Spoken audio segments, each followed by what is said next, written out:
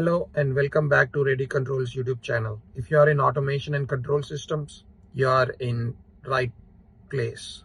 In this video, we are starting a brand new playlist that will cover about Allen Bradley 1769-L24 CompactLogix PLCs. In this first part, we're going to talk about a brief introduction about the PLC, followed with the second part, we're going to power up the PLC, and in the third part, we're going to talk about syncing and sourcing PLC inputs. So if you are ready to get hands-on with CompactLogix, let's jump in. Before we begin the video, please like, share and subscribe to my channel. I have right in front of me is a CompactLogix PLC from Allen Bradley Rockwell Automation. It's a L24ER-QB1B. The catalog number is 1769 L24ER-QB1B.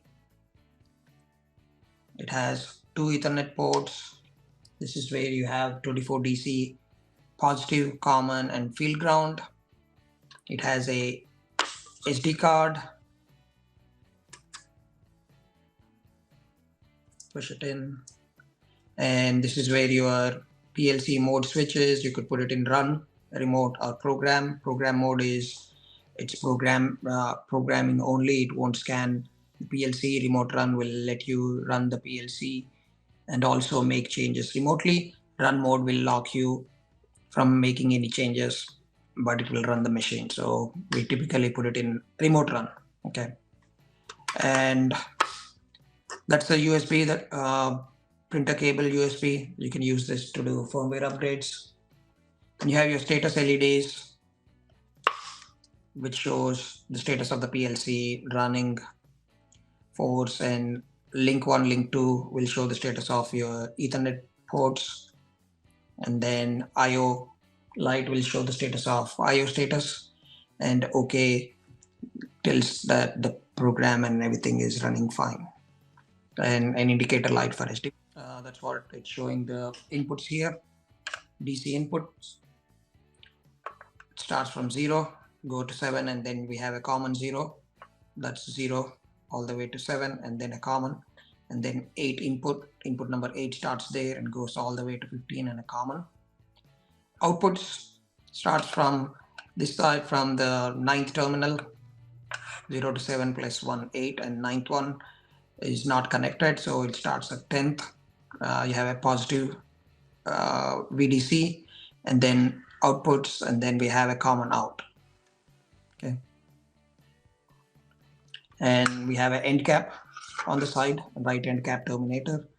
These are the plugs to plug into a DIN rail. Once you insert in, push it in, it will lock into the DIN rail. Good thing about these embedded IO is these clips come out.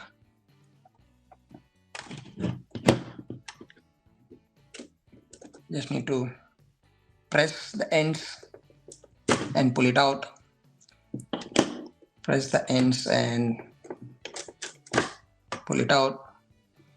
That way you could buy pre-made wires that are already pre-connected. You could just land it to your field terminals.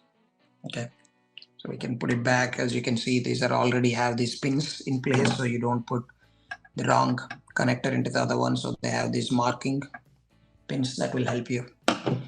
So just take that and plug in for the input, and this is the next terminal. Just plug in.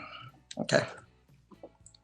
Now is that we watched the first video, tune back for the second video where we go into power of the PLC and wire some inputs. Thank you.